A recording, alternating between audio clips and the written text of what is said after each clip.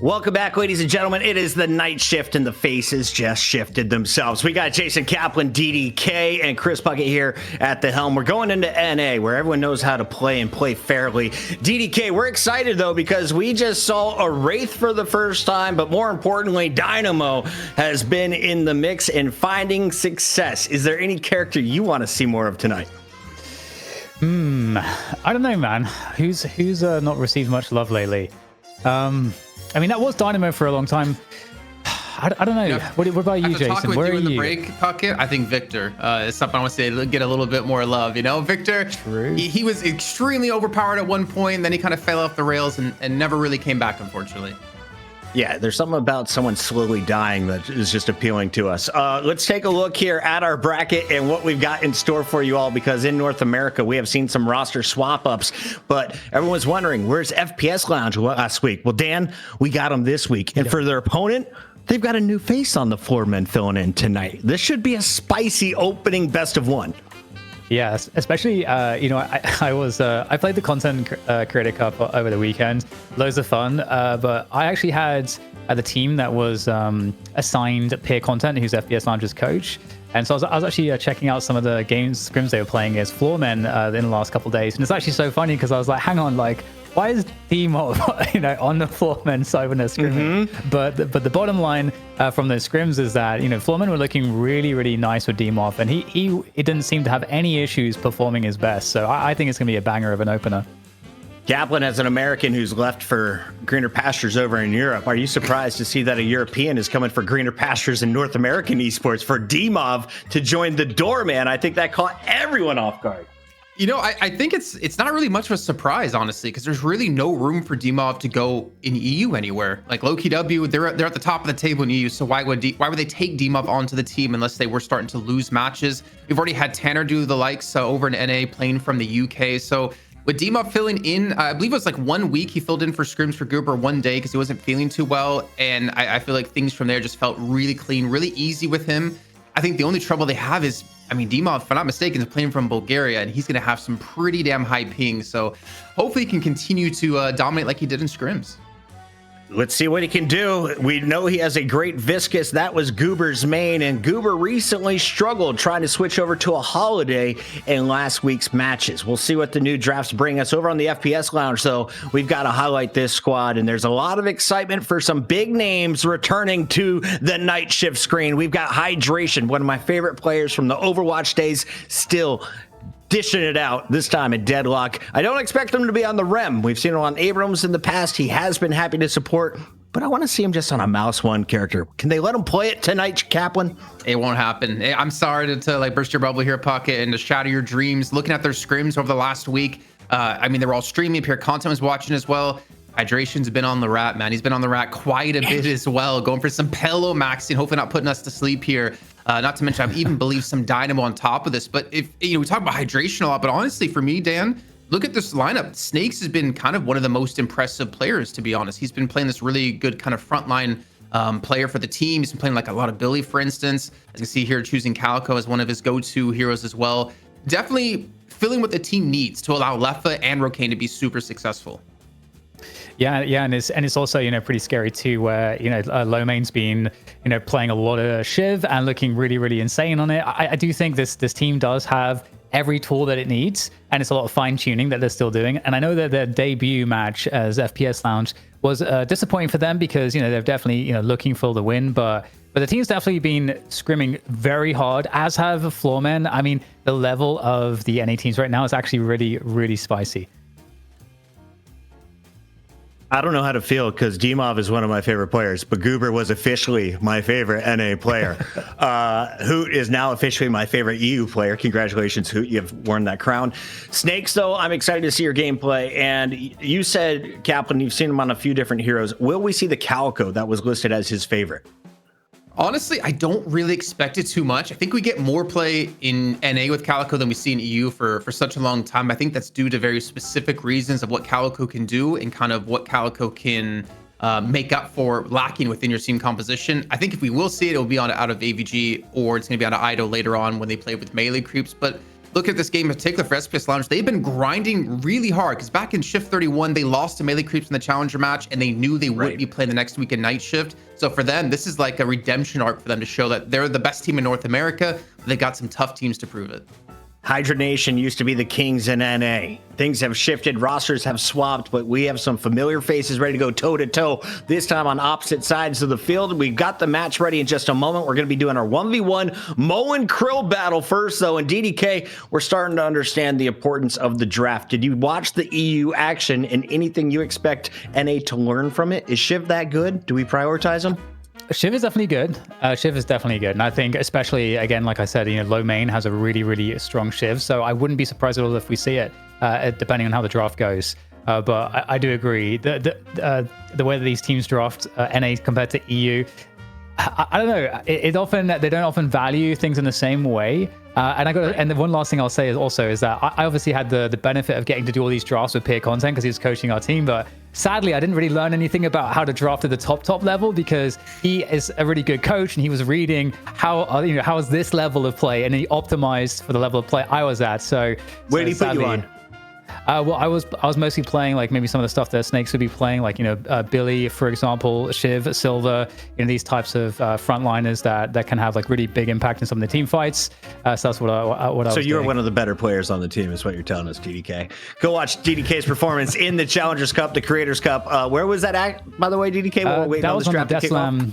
It's like the Deathslam events Twitch page. I don't know if they must have a YouTube as well. But basically Deathy's initiative. Yeah, 100%. We love Deathy here on the show, one of the constant raiders, one of the always watch partiers, rocking out with us as we do EU and NA every Wednesday. We're jumping into this match. We're just waiting for the Mo 1v1, and that gives us a moment to shout out our sponsors for the show. We've got Shopify on board. Kaplan, I know you've been in a lot of business meetings. You've been dressing like a business person and shaving the mustache really elitely. Walk me through. What does this deal look like, and why are they jumping on board with the night shift? I think Shopify pairs really well with Night Shift because us as a company, we kind of came together and we had this dream, this idea of making Deadlock great and trying to come together with the community to build something that everyone looks forward to every week, take an idea that we had and just execute it and manifest it into the world. And I feel like Shopify does that really well for all of you out there who are people who have who are creative, who have ideas and want to sell something and kind of invest into something, invest into yourself. Having an AI sidekick to help you facilitate that is super helpful for you because it allows you just to focus on what you want to do and getting your ideas out there and then let it do the rest. But we have the one-on-one going. It looks like they're actually even taking a break here to let me finish up the wrap up for Shopify. They're very here. kind. You guys can check it out. Just do !Shopify in the chat. Go ahead over to the link if you're interested and help us out here. But we do have the 1v1 and I'm trying to read. I don't have my glasses on and I am quite an old man here of who's on who.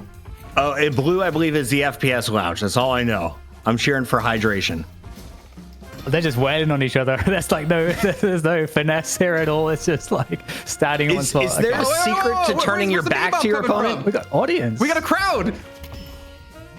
I don't know. We're selling seats, some front row seats for this fight. Be like BK11322. Use your Amazon Prime. Put your monthly subscription that is free to use. Putting our observers to work. They're doing a great job trying to catch the final blow. He is one shot away from getting knocked out. Good luck, is he coming off the top rope? What's he going? Swift left for the finish. Yellow wins again. They get to choose. Do they want to pick first or ban first? Reminder, if you are going to pick first, the opponent gets to go back to back at picks 2 and 3. Yeah. DDK, where do you prefer to be right now in the competitive space? So again, this depends a little bit on some of the respect, but you're looking at perhaps like a Celeste ban, like that's pretty typical, or Kelvin as well. Venator, like taking away some of these like super high value heroes is definitely where you want to be. So Kelvin's out of the picture. I would expect to see, one of those I just mentioned. It could be like a Celeste here. You don't want to give that away. And you know what I don't want to see, though? What do you see? I don't want to see an Ivy first pick for Floormen getting over to Xeno, man. I'm not really digging it. I understand Xeno had a really good Ivy. He was very impactful before the nerfs to the damage that she could do within Stone Form as he builds towards Echo Shard. But please don't go for the Ivy. I kind of want to see them, get a strong M1 carry. So you have Venator up right now to be taken, probably for FPS Lounge, I would assume. Actually, Sego and Celeste for low main. So pick up like a Venator and pick up something that you can maybe use in the jungle that's like a high priority, high mobility. Something like Billy, I think, could be very important for Floormen here to lock down Celeste, for instance. Yeah, I could even see, you know, potentially the silver coming in as well. Yeah, I She's think part of the silver big is three. still It so was good. Mirage, Celeste, and Silver. Whichever Yeah. one doesn't go through, you grab first. Totally. So to me, yeah. so originally that would be like a Goober hero, but with the Goober no longer on the roster, I wonder, is it going to be AVG back on Silver, who's going to be building it differently than Goober would have, or will it actually be DMOF playing the Silver? I kind of want to say the DMOF Silver is going to be a little bit difficult on higher pings, so maybe not necessarily going to see that, maybe like a Yamato later on. But a Dynamo is a second pick. Like, what year is it, man? Like, why are we seeing Dynamo top threes now? They must have been watching EU. They were mentioning because it's a free cleanse, right? Let's have Yeah, fun. and I think NA kind of highly value that as well. I think it's something you can build into very early for the team, because having that free Dispel Magic saves up 3.2k souls that you can spend in other ways. But the fact that you can do it to everyone on your team, even potentially give them like 2 Dispel Magics, very good. And I know Jake was talking about one of like the best kind of like utilities abilities out of a support. Lady Geist is going to get prioritized despite a win rate of less than 18%. DDK, thoughts on Geist by NA players? Yeah, I mean, Geist is a really good M1. Like, I think people generally tend, unless it's like John, tend to play it more like an off carry, because it's a front line. You know, it can be a frontliner as well, quite tanky, and the life swap as well is really useful, I think, against a Silver who's like running at you. Can be like a really huge threat, creating a lot of space. She goes Lycan form, yoink. And Geist can kind of like, you know, neutralize that a little bit with the life swap. So I think that's very helpful. Also, of course, you know, Geist is also very, very good at just you know, holding with Geist bombs as well, and very strong in the lane. So I think it's generally just a solid pick. Apollo and Venator, no surprise there. They've been in every game so far unless banned out. Venator going 6th though. Any surprises here, Kaplan? I'm honestly kind of surprised to see Dynamo go before Venator, if I'm honest. But to see him still make top 3 makes sense. But the Yamato ban out of FPS Lounge, I think that's kind of expected to kind of punish DMOS Europe in particular going into this one. But then again, we've said so many times, DMOB is one of the most flexible players in the game. Now probably the most flexible player in North America. But I'm also loving this Infernus, Dan. We've been seeing more and more Infernus over time in North America. It kind of came out in North America originally again, and then we've seen it more and more in scrims. Very good to deal with like bruisery front lines, very slippery, offers a lot of control, especially if you compare it with the Singularity out of Dynamo. And also you're kind of indirectly taken away from Leffa. And I believe that will be League picking up, which we did see last week as well. Vindicta also winless on our stream for as long as I can remember. Does she find success tonight, DDK? What does she pair well with? The Rem coming in late.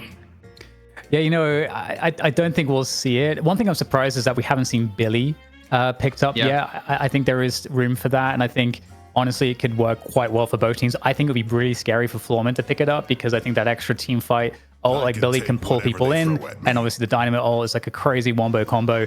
But similarly, I think it works really well for FPS Lounge. It's also a good lockdown for Celeste, because she's very hard to lock down. I honestly thought like the chain gang into Singularity would have been ridiculous, honestly. Yeah. But the Abrams coming in, kind of a slight surprise. But we do get Shiv come in as a last pick from Floormen. If I'm not mistaken, we had this happen in the first game of the EU finals, right, Puckett? Yeah, so the Infernus Shiv just caused so much chaos, but Shiv was able to move away from knives and really put his energy on his second ability. So I think that's where we saw the unique build from Cosmetical that got a lot of love. On the other side, a fat Warden coming out trying to hold people in place, or what's the thought here? Why do you bring Warden in as the 6th man? It makes sense to me, just as like another M1 carry, because they have like Lady Geist, who could be more like an off carry, and like Warden I think kind of works really well more as like your damage carry. You can kind of tempo with him as well, but if you look at the rest of the roster, they don't otherwise have that. I think Vindicta's going to be more utility with the Rem, and then Celeste is Spirit Nuke and Apollo's Spirit Nuke. So I think they're just trying to fill up the M1. I don't think Leffa plays Warden though. I think he plays Geist, and so I think it actually will be the Geist as like a main carry for the team to kind of go a different direction with this. But what I worry about though is you're playing a Warden and a Geist into a Infernus, which is very difficult to do, because he's very good at eliminating spirit damage, very good at just kind of like locking you down, being very mobile. But what I'm expecting actually is a cage max out of Warden, because that silence you apply while the cage is active on you can shut down that Infernus, can offer them the ability to get down a silence wave as well to prevent him from getting away. But obviously Dispel Magic is something you have to keep in your mind as well. Yeah. FPS Lounge need to buy a lot of Dispel Magics in this game. There's no question about that.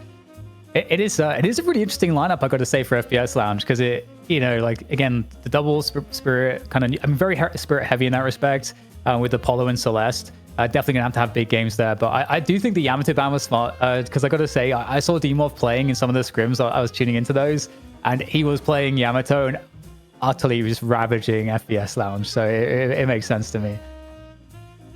The match is ready. Let's go into it. Who won the draft? Kaplan, you go first. I don't know. I think Floormen, honestly. I'm not a big fan of seeing Geist and Warden being picked up into a Dynamo. I think if success wants to be had for FPS Lounge, Hydration has to position really well and not get caught, because he has to counter the singularity with his own nap time. But yeah, I'm honestly leaning towards Floormen here. I don't see how Floormen loses this game after seeing this draft. TDK. Am I faded? Like, I know I've only been playing for 2 weeks, but come on now. This looks tough. Yeah, I don't know. I do have faith in FPS Lounge, for a couple of reasons, right? I think they have a good read on Floormen, because these guys have been both scrimming each other a lot in the recent days against Demov in that lineup too. So they're going to have a feel for this is why they banned in a way, and they probably understood how a lot of these picks would go down. So I'm going to give a little bit of faith to maybe peer content in FPS Lounge that this will be a competitive roster. But I do think that there's a lot of problems on Floormen for them to deal with. We'll just have to see how the vision pans out. Bro, if you were watching pure content yesterday, he was getting so angry at Hydration doing pillow build on Rem, and then like echo sharding pillow. Like, he's one of the few players that does it, and I don't think anyone fully understands why. Maybe even not Hydration himself. Is it a damage build? Like, you just focus on that one ability? Why do you want to build up the pillow, Jason, for us non-Rem players? It gives you cooldown, like reductions. So every time you hit a pillow, you reduce the cooldown of all your abilities by, I think it's like 5 or 6 seconds. So if you can echo shard it, that's 10 to 12 seconds taken away. It's a lot of burst if you get going with your build too. With Spirit Burn, you're gonna proc it almost instantly. His displacement, but to be honest, with a team like this, with like the beefy front line of Geist and Warden and the mobility out of Apollo and Celeste, a tag along, the 2 ability where you can jump to a player, heal them up, and you can jump between all of your other players as well, has to be the go-to here if I think you want to see success. All right, well, slip a cornhole joke in there for me. It didn't fly past the Europeans. They don't know what that game is. Americans, though, wake up. We have 10,200 viewers over on twitch.tv/Deadlock Night Shift. And don't be like the EU fans who got hit with an automated ad during a team fight. If you don't have it already, use your Amazon Prime to subscribe to the channel. It's a free subscription you get every month. You can also just pay for it, avoid all the ads, get to see these beautiful faces all show long. Our players should be ready. We'll be jumping into the game any moment. But before we get into that, looks like we have a special guest here. Kaplan, who is this guy? And why is he so handsome? I don't know, man. I wish I knew, and I wish I could replicate it myself. Even get a little clap. You know what? If you give compliments to Shoppy's gonna clap for you. But Shoppy's been here this whole time in the back end, fixing any problems we've had. Maybe shaming Abrahams earlier on for what happened in the first game of the Challenger match of EU. But I mean, Shoppy is amazing. He's been here all day. I don't know what to say, man. I'm jealous. Go. Look at the moves, the coordination. Can we tell the story how this video came to life? Perfect. Is that allowed, or is that contractually a secret, Kaplan? I don't even know the story. Okay, there's a guy on our show, not super tall, decided he could fit in this costume, and we should reserve some budget to go do a professional shoot in Los Angeles. You live in Italy. Dan, where do you live? I'm not going to dox myself, Bucket. What are you not Los Angeles, Jason, maybe now they know Los he's in Italy. Angeles. They're going to be able to find him. They're already zooming in. I think you guys can guess who it might be, chat, but he's got some good moves, and I'm told he gets to keep that costume because he performed so well as Shoppy. You'll get to see him in-game. Shout out to Shopify. You're going to get to see them on multiple episodes here of The Night Shift as we are bringing you a record-setting starting prize pool. Your donations add on top of that, but we are guaranteeing $2,500 a show thanks to Shopify and our friends over at TrackLock. It's time to get into the games. We've got our subscribers in. Mahomes Glazer 2. Just use the Amazon Prime. Kaplan, our words are working. Oh, he's back. He had me in the first half there walking away. And then he came right back in. But Shoppy's been keeping us entertained the entire time. But Shoppy, it's up to you. You can tell us. Well, you can't tell us. You can bring us into game when we're ready. But But I think Shopee could. has more airtime. You I mean, could. Shopee truly is a baller in the know, because the fact that Shopee's supporting us here, giving us a helping hand with Deadlock, is incredible, right? Bro, I think it's awesome, man. Like, it's the biggest amazing. prize pool, weekly prize pool to date, having them like tag along here, like the players. Obviously, we've had the prize pools of like $600 every week. Obviously, with donations from everyone at home has been super helpful. But you're giving teams more to play for every single week here, and Shopify is doing exactly that for them. A bigger investment for them to take home and continue to grow the professional career in Deadlock. It is confirmed that is Metro that we have gotten to dress up and dance around for you. No, that's Jake, guys. That's Jake. He has all the best dance moves. You can go to his personal TikTok, where he's happy to do them all around the world, including mountaintops. In the meantime, let's talk about some bracket or other things, whatever you got for me, Solomon, because we've seen these players, we've seen these rosters. The question is, who is moving on to the championship matchup? Because waiting there is a melee creep. They're returning champs. Go ahead, Kaplan. If I'm not mistaken, because there's so many good teams now in North America, we started to do qualifiers to get into night shift. I think it was No Earnings was supposed to play against, I want to say FPS Lounge, but someone can correct me if I'm wrong here. But I believe they ended up forfeiting that match, which is how we ended up getting these two teams. I think Floormen maintained their spot from last week because they were able to get into the finals. So it's really cool to see that like North America has grown quite heavily, having all these additional teams, and maybe, just maybe one day, Puckett, we're gonna get enough sponsorships to have an EU only day here at the night shift and an NA only day. But beyond sponsorships, that I think we need more EU teams for that to make that possible. Yeah, the player base is growing rapidly. I'll tell you that. The stats are there, they're public, but also just if you hop on X, if you're on Instagram, the word of mouth is starting to spread. This game is dope. The last update has changed everything. People are coming back to it. They haven't played it in months. And like I said, I am personally hooked on the game. I've put more hours into it than I'd like to admit online. We're going to be jumping into this next matchup, though, and if anyone wants to get involved in the future, is there an easy way to sign up? How can I get my name in the mix, or do I have to get an invite from one of the other top teams? You're talking about to play in the night shift. Yeah. I mean, it mostly comes down to like scrimbucks. I think ZP's keeping his ear to the ground, listening to the teams. If there's any new teams coming around and they're having some really good performances, everyone lets us know, hey, you should maybe invite this team, give them a chance. In EU, I think it's pretty limited to like the 3 teams. There's such a large gap between the top 3 and any other teams out there, but there's nothing stopping you from getting your teams together, getting things going, getting prepared, because honestly, this game is going nowhere else but up. And there's gonna be bigger prize pools down the line. There's gonna be bigger events. I can't say first land. The first international land, I think I can say, because I don't want to shade Death at all for saving the land that happened in North America, is just going to be insane. And I can't wait until we have this into an arena, screens everywhere, crowds cheering on, and more importantly, get to put some faces to some of these names, man. Like, there's so many players out there we don't know what they look like. Yeah, I want to meet Lord NM in person. He was the first one to identify Jake's small hands as the Shopee right away. Shout out to that guy in chat. DDK, is there anyone that you've met through this Creator Cup that you now want to play more with or against? Because that looked like a blast. Yeah, everyone from my team, like, that was one of the cool parts about it, is that it's kind of hard to play a 6v6 game and get scrims together and stuff. I'm someone that generally I just solo queue because it's like hard to like sync up with people, but this kind of gave a good reason to sync up with some other people as well, and all the teams were kind of balanced. Like Deathy and his team did a great job like balancing it so that everything was really even. So we had a scrim channel that was just for the creator teams, and everyone was like so pumped that like playing this game like as a team in scrims with coaches was like such a different experience, and I think it's something that all of us who participated just want to continue doing. It's awesome. Big shout out to Deathy. Make sure you check out the Creator Cups in the future. Right now, though, we've got your NA Challenger match. It's the Floormen taking on the Angry Capybaras. Is that a face for a nose? Let me know, chat. We're jumping into it with the FPS Lounge and Hydration. Hydration? There we go. Just hydration. No nation. All right. You know what, Jake? I'm going to be shilling for FPS Lounge. I have to. My name's Jason, by the way, Dan. But but Shopee was on screen and he was talking to Shopee, aka Jake. Oh my god. So I apologize, Jason. I do respect you. I mean, it's a compliment, so I'll take it. I mean, he's a handsome guy. Great hair. Well, either way, I'm going to be shilling for peer contests. Yeah, I feel like I have to at this point, but I do think this will be an interesting game nonetheless. Just because we'll get to see exactly how these ideas play out. These teams already have a bunch of reps against each other, like I mentioned.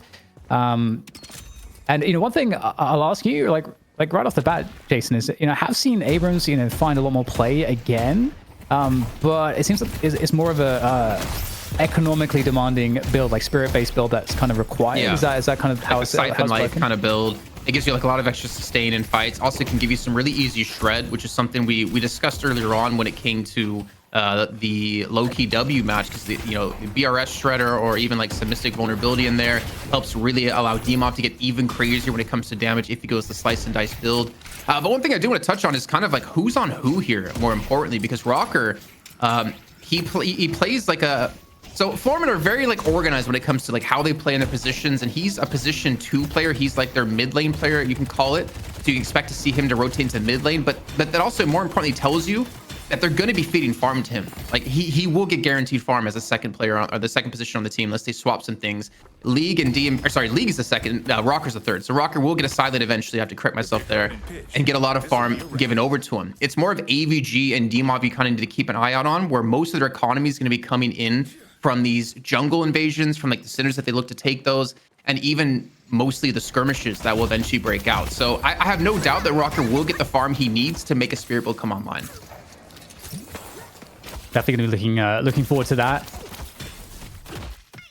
Right, so starting to see some of the box running take place as well, and at this level as well, there can often be like contest, trying to just take people off the box running.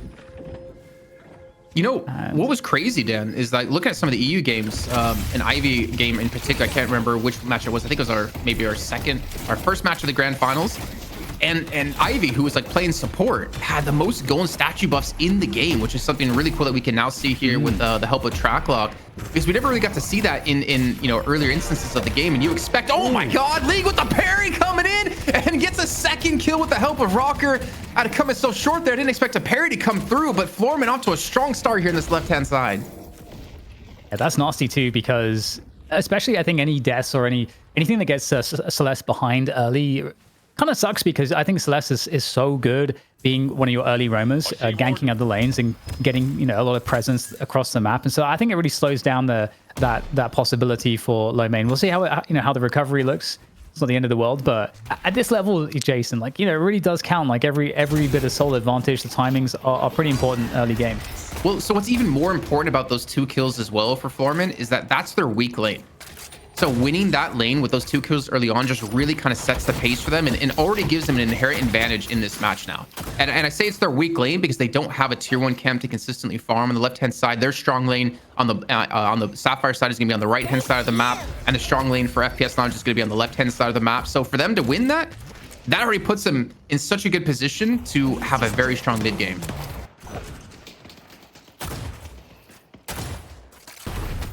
I do like the draft from Floormen better.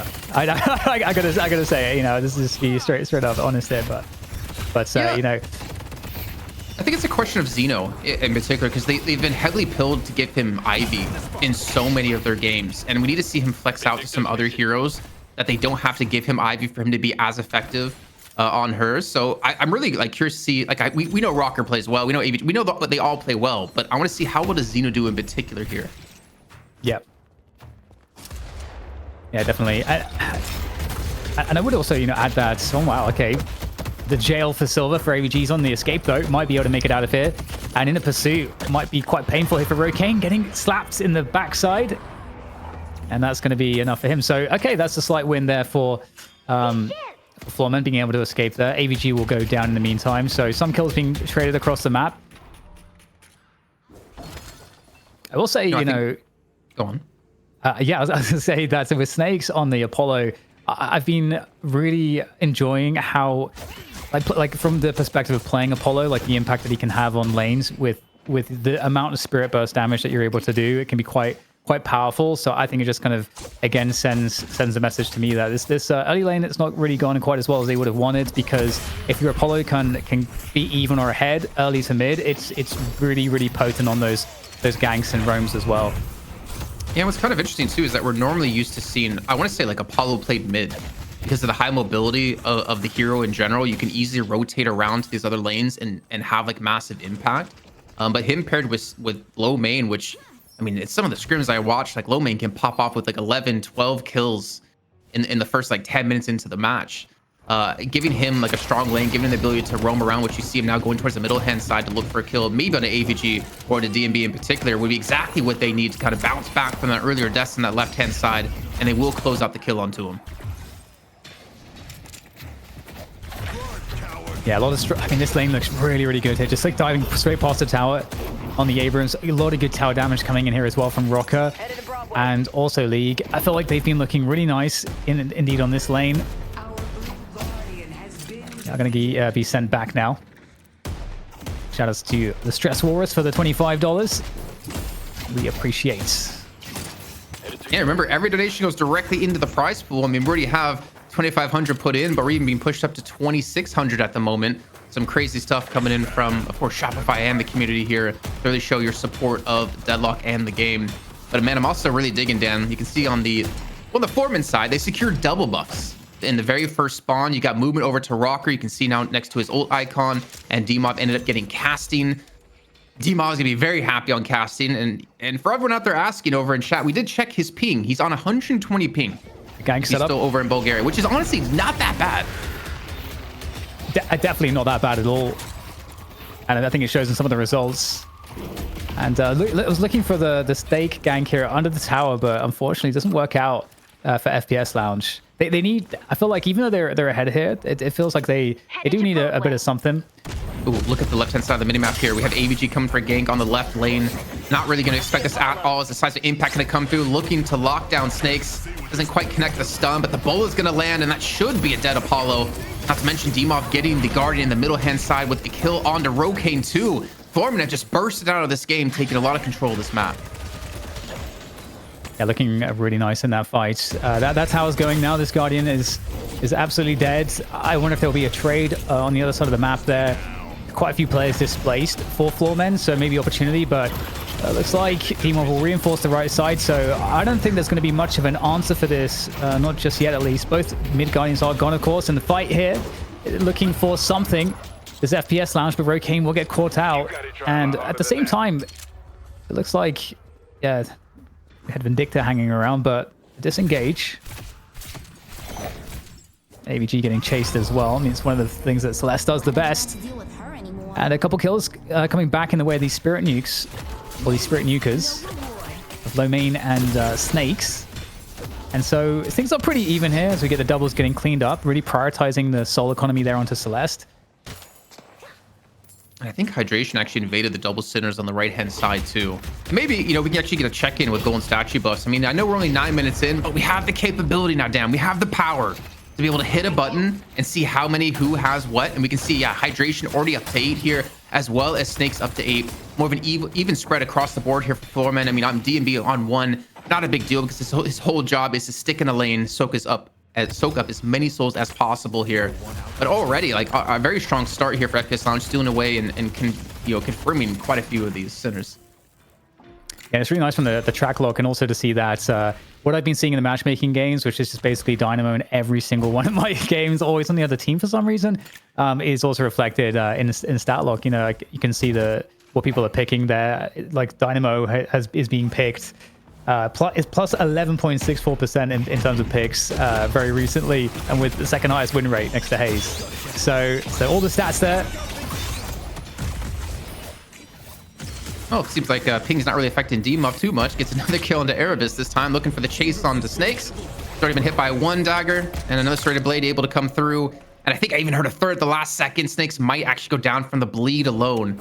You see his health ticking away. 1 more tick, and Demov gets the kill. 3 kill streak for Demov at 8.4k souls.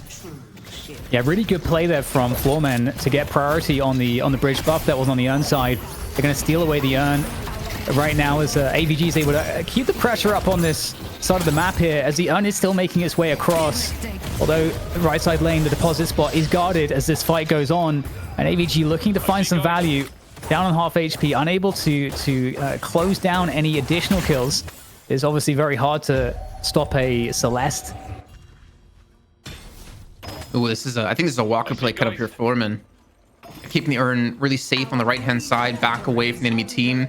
AVG sticking around the left-hand side, look for a kill with League onto low mate. If they get this kill, it's going to open up some damage onto the Walker and force some rotations to come out. But the upside is for FPS Lounge, they know there's not many people to defend this right-hand lane, and maybe they themselves can actually apply some pressure there. I think low main should fall here from the afterburn. There you go, another kill coming in, and it does force the rotation actually out of Rocane here to defend. Yeah, this is great time wasting. Absolutely, from Floormen with that urn on the right side. They didn't have control of the drop-off spot, so they opt to go for this play, and it's going to work out because of this Walker action here on the left. AVG looking to do more damage there. Trying to like leap under the tower, but slowly but surely getting really weak and no stamina, no way to escape this. And really maybe you could say that this wasn't actually sufficient.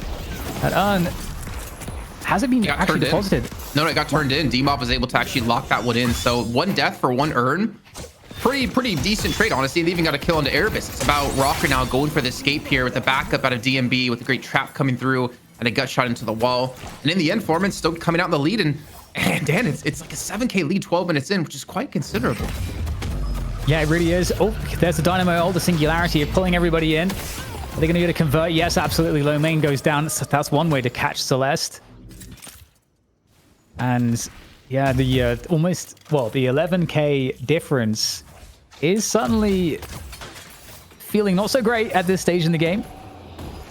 Still though, another 2.5 minutes to the next urn. I think that's really going to be what could solidify the advantage or not. And that is why you like a Vindicta. The stake is still really good, especially when you get the Echo Shard for the double stakes.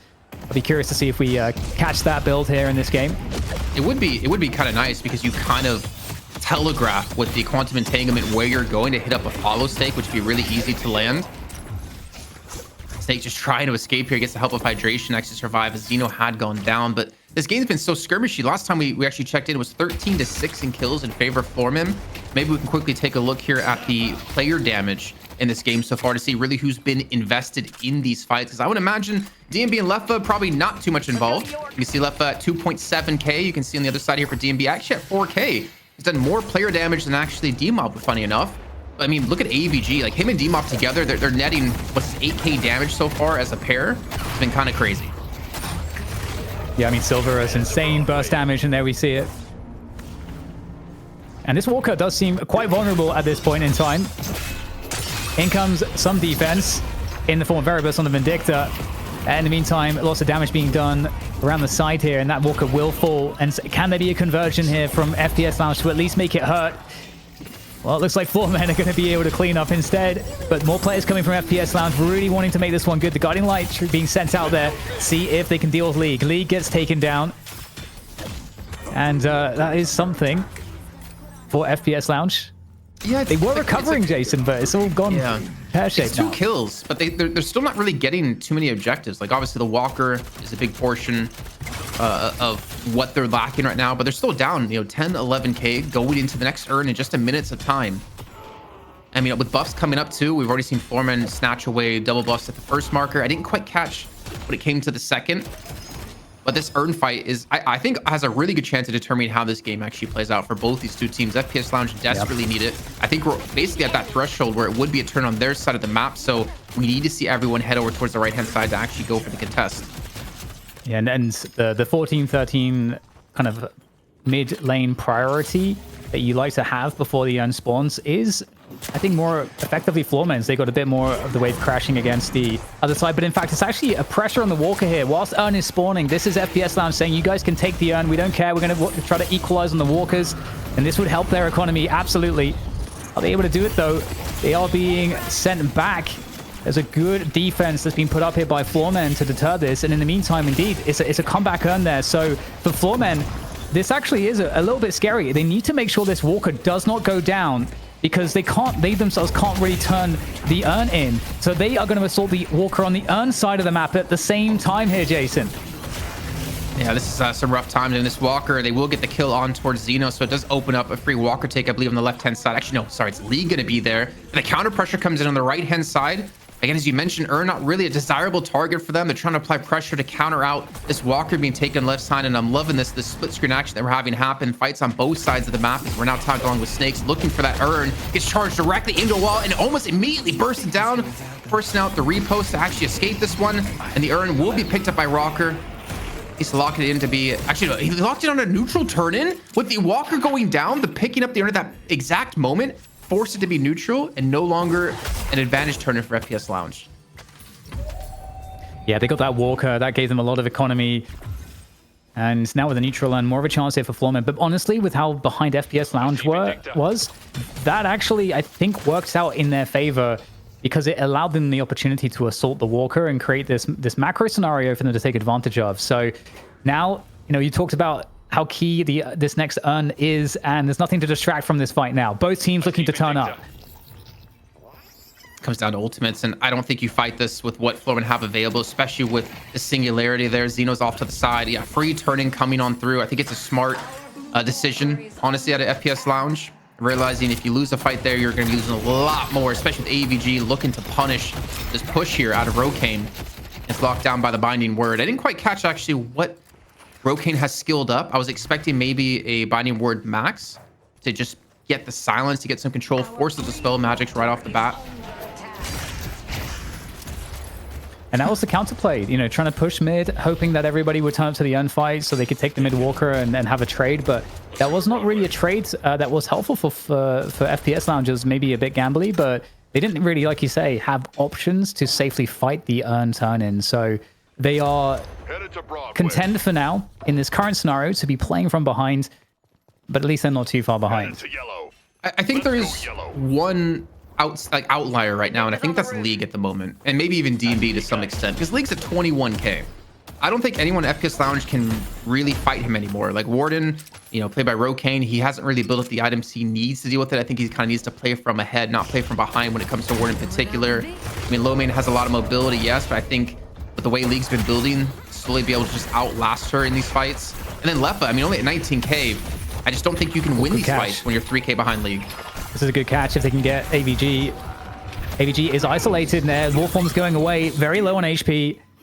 Trying to chase it down. You've got to be careful how far they go, and I don't know if they can continue going here. Venator's now turned up here for Floormen.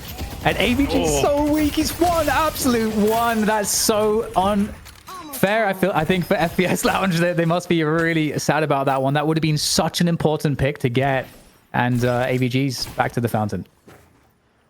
Yeah, so he gets away to safety. About a minute and a half until the next bit of contention, probably towards the end once again. Feels like this game has just been non-stop action, even though there's only been 28 kills. To be fair, it's only been 18 minutes. Quickly checking in, though, we can see Rokane did go for max on his flash, so trying to take away that stamina. Not building into his Binding Word, though. You can see just at the regular tier 0 investment into it. Trying to look across the board at anything else that kind of stands out. I mean, again, Soundwave, something we pointed out quite a few times. We have 3 picked up for Floormen on heroes that get in deep. I think that's AVG, DMOV, and League who are going to be having one already off the bat. And it just shuts you down. I mean, Celeste, you have high movement, but if you can't like use abilities, you're not going to survive long, as you see there. Oh, does the Quantum Intake cancel out the Shining Wonder there because it has no targets to go to? Yeah, there you go. Learn something new every day. Makes sense. And you know, every time it looks like FPS Lounge are kind of getting really close in terms of souls, they again, like, this becomes a 10k lead almost for Floormen. They're still looking in control of this, and it does seem very difficult for FPS Lounge to actually team fight against Floormen. This seems like a problem for them that's only going to get worse over time. So I'm starting to wonder, you know, how can they best, you know, create advantages in this game. And you know, one thing I will note is that we asked about if is it going to be the pillow max for hydration. Instead, he actually went Little Helpers 3 first. So prioritizing the macro, pushing lanes, and setting centers. Well, we do have movement buff picked up for low main, survival picked up for DMB as the fight continues to break on this left-hand side. I think League just quickly might even head for the urn to actually pick it up and run it back towards the side of the map. But as you can see, FPS Lounge have completely swarmed all over this one, looking for their first urn of the game. Soundwave, Dispel Magics, pure duration, and of course rapid recharge for those flame dashes. And with Warpstone, he's just going to be so annoying to deal with here, especially 26,000 souls, man. League has been on a tear in the last few minutes, building up a massive soul lead against the carries on the enemy side. Yeah, this is a really precarious position to be in. You know, with hydration down, I don't think that they really want to try to have a team fight here. And okay, I mean, they may be forced into it. I mean, they're trying to use the fact that I think FPS Lounge are running the urn to go for a cheeky mid boss here, and you're going to be running into a singularity, and you don't really have anything to stop it either. So they might have to give this one for free. We see at least Left is going to be able to contest, but man, it's going to come down to Xeno here and League paired together. Can they time their abilities perfectly? It's not even a contest. They're just trying to harass. Yeah, this is so tough. I mean, just like you say, how do you fight into this? Even if you have a silence wave, the singularity will eventually be online. And now they're going to find AVG on the other side of this. If they're able to take him down, that's one rejuve dealt with. There's nobody here to help AVG, but there's no more lockdown to prevent AVG from escaping. So one rejuve will be dealt with. But, I mean, there's a lot of value that Floormen can get in the meantime.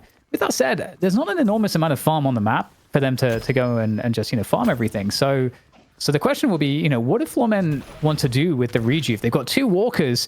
That seems like the most obvious thing to use these rejuves for. Oh, for sure. Yeah, I think honestly the game plan is to kind of set League up for success here, because they know no one can 1v1 him really anymore. I mean, maybe Left can. I think if League has a misplay, the fact he's at 28k, you can allow him to push like maybe the right hand side where you push as a 5-man squad in towards middle. Use the singularity that you have available for Xeno. Even though it doesn't have a warp stone, I mean, there's still definitely ways to easily get in there. You can have your team set you up with like a seismic impact or even a bola with a catch would be enough. But they're leaving League in the left-hand side, so they're just allowing him to go for the 1v1, denying farm more importantly, since that is the heavy jungle side for FPS Lounge on the Amber team. He's actually been able to catch Leffa here in a little bit of a skirmish too, get him down about half health. I mean, if hydration can pick up a curse or something like that, that could be really useful to help deal with the dynamo. But he hasn't, the dynamo doesn't even have Mystic Expansion. You know, Unstoppable is not online just yet. So, you know, there's definitely still a window here where things are not too overwhelming yet for FPS Lounge to find a way to find parity. But playing quite carefully around these 2 rejuves that Floormen have. And Floormen pretty split across the map here as well, Jason. So, yeah, I think honestly the rejuve ended up just being about extending their lead further, because it allows them to be safer taking jungle. You can see here they've been very far on the enemy side of the map for quite a long time, giving them that double bonus, right? Because not only are you getting farm, you're denying farm away. Just trying to build up a stronger lead coming into this next turn can be, I think, exactly what they're looking for now. Kill on AVG here would be huge. Remember, he does not have the rejuve crystal, so this could be a straight up kill. Well, Tiny Sun is not going to be triggered here. In fact, maybe there's an opportunity. Okay, maybe not. There comes the reinforcements. And sadly for Snakes, FPS Lounge was just not there for him. I think that was a gut shot actually to save AVG from the stun that he got from the repost. You see Lome going for a push onto the middle walker, but I think AVG's kind of cut the wave out from behind him, which does leave this right lane walker to be completely taken now for Floormen, especially with D-Mob getting that kill over onto Erebus. Yeah, I don't think you can defend this one anymore, and any deaths here would be really bad for FPS Lounge. There it is, Walker dealt with. And Abrams in over the top with a huge seismic slam, catching 3 players. And this looks like a horrible fight to be in if you're FPS Lounge. They're going to have to try to fall back out of this, and it's like they'll be able to do so without losing anybody. So that is good. And they still have a Walker up, and the rejuve, there's only 1 crystal left, and it's not too far from going. And once again, AVG is getting chased down here by Celeste. Lomain has been chasing AVG all game, and will actually get the kill, and maybe the Walker in mid as well. Huge possibility here for FPS Lounge. Indeed, they get it. And that's going to be some extra economy, a slot unlocked, and it's also going to distract Floormen. They've got to try to respond to this. Yeah, very important here now for FPS Lounge. They could have turned that into a second kill. Getting 1 kill and Walker is massive. It cuts that lead that Floormen was building up to by quite a bit, especially with buffs spawning in as well. You're going to force them to fight with a man down. We're going to see double buffs picked up now for FPS Lounge. I think that's going to be survival for Rokane and bullet for Snake, or gun for Snake. So honestly, I mean, that one death, like that one individual play by Lomain has opened up quite a big world now for FPS Lounge, but they still have that problem. Fighting into a singularity is still very difficult to do, and they have to figure out how do they deal with Xeno. There's no curse. They have like one. I think they have maybe 2 silence waves now. I haven't been able to keep track of exactly how many they have, but to lock Xeno down, I think will have to be their #1 priority if they want to take a head-to-head fight. Will these urns bring them back in the game? Because I feel like this is the 3rd one I've seen snakes in the last 7 minutes. I'd say for sure. I mean, it's so many souls. It's also like the golden statue buffs you get for yourself as well. And also kind of eliminates an objective on the map that teams use that are typically in the lead to force a fight against you. So it kind of gives you a big win on all fronts. Yes, it's really interesting too because of the way that you can play around it, like the macro around it, and like you say, teams have to respect it to some extent, or they have to sack it and then do something else on the map. So it forces a bunch of decisions and movement. And right now, speaking of which, Floormen are pretty spread across middle, so they can respond pretty quickly here to any kind of plays around this urn. They're trying to make it a fight before it's anywhere near the deposit spot. And it looks like FPS Lounge have a sense of this and are looking to still hold on to this position. Very tentative, very delicate stuff with this urn. And this play from Floormen to try to cut it off hasn't worked out so far. But in the meantime, you do have the big blue rocker pushing all the way down the left lane. So they've got control of the left lane right now. And that will make it harder to turn the urn in. So right now, somewhat of a stalemate on the middle position. And we have a fight here that's super important where Lefa is going to take down DMB. And he's going to be on top of D-Mob as well on that Shiv. And I don't know if this is a good fight for a Shiv, but it actually looks like he has the better of it. D-Mob looking to escape here, trying to do everything with a shotgun movement. Shiv is very, very quick here. Very hard to chase down, and D-Mob will escape. But this is good control right now from FPS Lounge. They are doing what they need to do, Jason, to begin to turn this game. Yeah, they got a massive 2v1 against DME on the right-hand side, which opened up a kill into him and the Walker being taken, keeping things equal when it comes to objectives, keeping that lead only at 13k. D-Mob just a little bit slow to rotate on in, but you kind of see the power of the drain build out of Lefa 2. Because, yeah, we saw Dispel Magic get rid of the initial drain out of Lefa, but then he just casts another one, and it gives you so much HP in these fights that D-Mob just can't hold a candle to him anymore. Not to mention, I mean, he is down by about 6k souls, and at the end of the day, Dan, it is Lefa. I mean, one of the most talented M1 players in North America. Doesn't miss too many shots, and when you have guys get to this point, a lot of damage coming your way. And also, they get the urn on top of this, too. This has been such a big turnaround for FPS Lounge. They closed this lead down to 9k, which was... I didn't think it would even happen. Yeah, the incredible play that they've... If you think of the last urn fights where they couldn't even challenge themselves, it was just too disadvantageous. The tide has really turned through careful macro and disciplined play and some good punishes, like you said, from low main. And that mid walker steal, it's enabled them to do this. And now the mid boss is up. That is what could turn the entire game. And so the next team fight is critical, and the next team fight might be upon us right now here around the mid position again. But because they've managed to hold on to mid for... No, actually, the mid walker is gone. My bad, from FPS Lounge. But still, looking for a pick here. It's going to be massive. If you can force some ults out, that's going to also be very important in terms of your prospects to taking the mid boss successfully. Oh man, just all the teams are here. I'm just wondering, where are all of Floormen? You can see a couple players are on the high side. That's gonna be Xeno at least, and I think maybe even Rocker. But I think there are actually a lot of players are down towards the actual pit, trying to maybe catch out FPS Lounge in a bad position. A Phantom Strike comes through with a charge on an Erebus, gets him locked into the wall, but it does create some distance, but not enough. As D-Mob's gonna close that one on in. There's still, I mean, the fight's happening on all different fronts. Try to focus here on another target. Stakes has gone down, trying to keep hydration out of this fight. No nap time for him anymore in this one, as it's just about to come off cooldown, and such a big turnaround win here. Rokane trying to change the world in the face of Floormen, but I don't think it's gonna be enough, Dan. No, just everybody getting caught off guard, and you can see that that Rocker really is the star of this fight. It's isolating everybody, and it just does not look good at all here for FPS Lounge. All that hard work coming down to this, just everyone one at a time getting punched in the face by Rocker. And there goes low main, and with it, any chance of a mid boss absolutely gone. And it was just happening for FPS Lounge that I think, like you were kind of pointing to as well, Jason, that Lef is starting to get really, really strong. And that, I think, is one of the win conditions, is that he could really scale into this late game well. But this is going to put a big dampener on that, because Lef is going to be trying to challenge this one. He's throwing down the Geist Bombs. There's the life drain. The Rejuve Crystals are coming down, but Lef he's just going to get annihilated. There's not much he can do there. Good use of the Silence Wave on top of Singularity too. Not allowing to go for the swap. Yeah, honestly, to win a team fight like that and not have to commit a singularity, that's not a good sign. I think that shows some really good target focus. I think Rocker opened things up extremely well. Like with that catch on the Erebus, it just put him immediately on the back foot, that they're eventually able, like him and Demov together, just to completely overrun Erebus, immediately give him that man advantage. But I couldn't see what really happened in the rest of that fight. I mean, DMB didn't seem to be too punished at 39k. League, I don't really expect him to be locked down when he's at 42,000 souls. He's very tough to deal with. But interesting enough, I mean, look at Xeno. He's gone for the Quantum Entanglement max. He doesn't even have a Warp Stone, so he's not even actively looking for ultimates, to be honest. I think it's more about defensive ultimates instead of aggressive ultimates. And this Urn, yeah, where was he going? Was he thinking it was a turn on their side of the map? I'm not sure.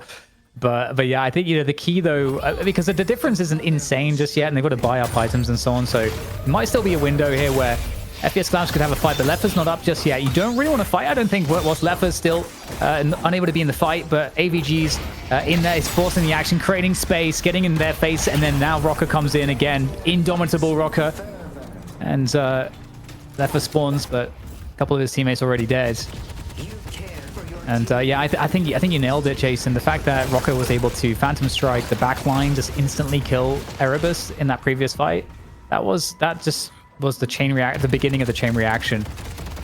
League's at 11,000 souls. Escalating Infuser, Superior Duration. His Afterburn starting to get maxed out as well here in the next 3 ability points. This is a deadly Infernus, man. He can go back and buy and come back even stronger, but they want to keep this pressure on with Floormen and Snake's dead. They know that Leffa can't really do anything about this. There's really no way FPS Lounge can go for the defense. It's about them actually getting caught out and trying to survive. Maybe take away one of the rejues if possible, but this should be the first stage of Patreon guaranteed gone. And probably Floormen backing away to buy up and spend the plethora of souls they're currently sitting on. I come back from 42k and 3 extra lives real easily, don't you, Dan? I'm not a Giga Chads. I die here. In fact, they're going to go back in, I think, here. They're trying to fake it out. But this might just be over. Just go back and spawn. Just let it happen. Yeah, I mean, they're going to be forced there one way or the other. Oh my gosh, Leffa just gets annihilated here. The big carry of the team for FPS Lounge is now down and out, and the pressure is continuing. I mean, it's just that patience stopping Floormen for getting their chance, the rematch up against Melee Creeps to maybe take the title back for themselves. Snakes has gone as well. And it seems like Floormen with Demov and added to the team is really giving them some extra vigor here coming back into the night shift. Yeah, they definitely have been looking really strong. No question about it. I think, you know, what we saw from FPS Lounge here was strong play as well. I think one of the sad things in the current format is that this is best of one, so you don't get to make the adjustments draft to draft. Maybe to take down one of these Rejuve crystals. Let's try to do what they can. You gotta be careful. You don't really want to be dying here, DMB. Your team is on the way though, so he has bought a lot of time. He's dead for 90 seconds. That's a really big kill. Can they do anything else here, Floormen? I mean, they're down 3 players themselves already. All the Rejuve crystals are out. Rocker's getting really weak. He's dead. 90 seconds for Rocker on the bench as well. 4 players still up though. AVG in Lycan form is a massive issue. With Shiv right behind Dynamo that. Everybody's is meta. down. Is this a bigger issue, Kaplan? I mean, Leffa's going to be up here. I mean, yeah, Leffa 1v4 though. I mean, he's good, but I don't know if he's that good, to be honest. I mean, the patient's already down to half HP here. It's going to be continually bursted down.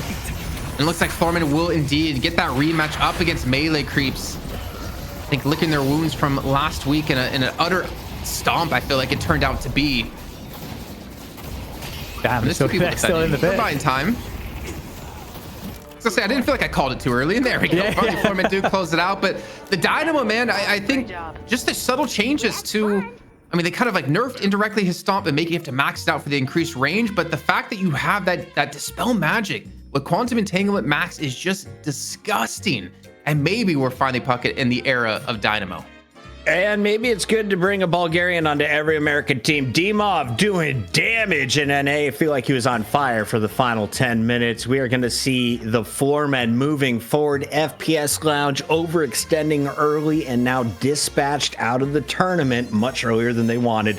DDK, as we take a look at some of the highlights, was there a standout player? I know we still got to see the numbers to officially pick our MVP, our Shopify sidekick, but who caught your eye?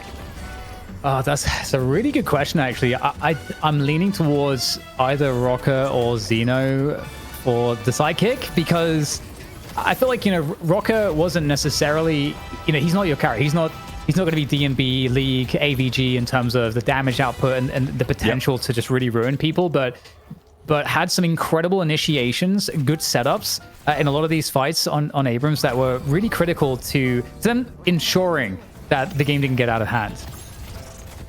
Some great chase down kills throughout the highlights as well.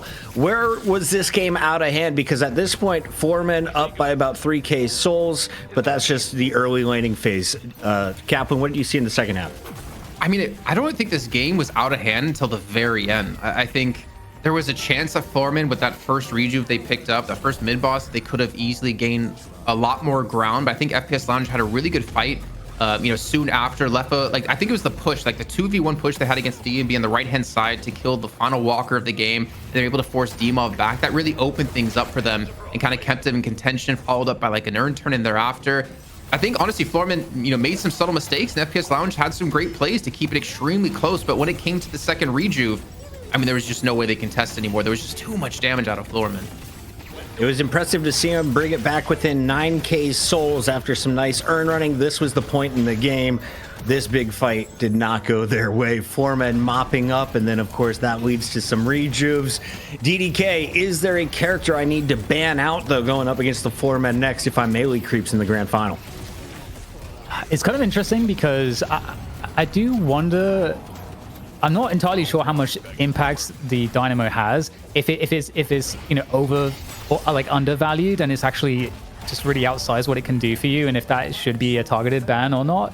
I'm not really entirely sure, because it felt like Floormen did have overall better team fight, better tankiness. The front line seemed really, really powerful, and they were able to play defensively really effectively. And it does feel like Dynamo was somewhat at the root of that. But I don't know if I'm banning Dynamo still. I'm not sure. Yeah, I don't think he's ban worthy, but the fact that he can cancel out the stakes out of Erebus, especially the even though he has an Echo Shard or two, and he also cancels out the Binding Words. Yeah. You eliminate two big forms of CC that FPS Lounge used to get picks, or used to get away, more importantly. And the fact that you can, I think, even if you're in the right position, get away from nap time out of hydration, it just kind of shuts down that CC chain that FPS Lounge needed to get these kills. There is a vicious rumor going around the YouTube chat that Goober has been atomized for his previous crimes in game. Goober isn't gone. In fact, he's still with us over on twitch.tv/Deadlock Night Shift. You can chat with the man. He's been with us since the drama kicked off in EU. What did DMOV bring that Goober was missing, though? Because it looked like the Shiv was very comfortable. Did that open things up for the rest of the squad? Why would you make a move? Or is it purely that DMOV is just one of those raw, mechanically talented players out there, DDK? I think, hero pulls can often be, what it comes down to. DMOV has an incredible hero pool. He's been considered one of the best players and across all of Deadlock for a while. So if it were the case, I'm not privy. So if to Floormen and sort of how those internal dynamics are kind of working the best, but that would be kind of what I would wager, is that DMOV is can be best in class or close to it in the server in pretty much any role that he's playing. So that kind of helps. Yeah, we found out, though, with Leviathan, if you don't win, he ain't going to stay around long. We've got to see what he can do in your grand final. And, of course, we got to name our sidekick. Did you pick one out, Kaplan? Who wins tonight? I personally, I wanted to give it to Rocker on the Abrams, because obviously you don't really think as Abrams as a sidekick for the team, but I think what he did well for them was those phantom strikes on the key targets, the charges he was hitting early in the game and later in the game as well, being that beefy front line to kind of facilitate the success of his teammates. I think that's why, to me, he definitely earned it. It's already 9 p.m. Eastern. We haven't even started the NA Grand Finals, and I'm running out of Bluey episodes, fam. Let's move it along. 4 kills, 1 death, 19 assists, 32,886 player damage, and more importantly, looking good on all the initiations. Is there anything that stands out in this build, DDK, or is this standard Abrams frontline stuff? Looks pretty standard, to be honest. I think where Abrams really comes online, though, and becomes such a threat is when you get to the Phantom Strike. That's when you can Phantom Strike someone, close the distance, It's kind of like the Yamato flying strike, but it's instantaneous like teleport onto someone, and then you can hit them with a charge into a wall where they get stunned, and then you hit them in the face. Like the damage output that's guaranteed at that point for pick becomes really insane, and that's when any Abrams, I think, truly gets like absolutely unstoppable. As we take a look at some of these highlights, I also want to call out the fact that he was bowling the Apollo. Rem ended up with more damage than the Apollo due to the Abrams shutdown. I feel like you're going to go back and just watch this game in misery if you're snakes in the VOD footage. I'm kind of wondering, actually, you're talking, Puckett, about like anything interesting in the build. I'm wondering, Torment Pulse. I had a chat with AVG, and he was saying basically Silence Wave is the new Torment Pulse. But I wonder... Because the thing is, if you charge in and you silence thereafter, they're not really going anywhere, right? Or you force it to dispel magic. But I wonder if Torment Pulse was picked up specifically to work around his Siphon Life, his one ability for extra healing that it can do. It also use the extra like survivability maybe you need when it comes to being in the front line. But I'm actually really curious why he went for that over like a Silence Wave. We'll have to ask him if he wins the grand finals. Ladies and gentlemen, that is your first winner of the night, but we still have another match, and it is a best of 3 lock-in. We've got our friends over at TrackLock, and of course, Shopify bringing us an extra large load of cash to all of the players. We'll tell you more about it on the other side of the break.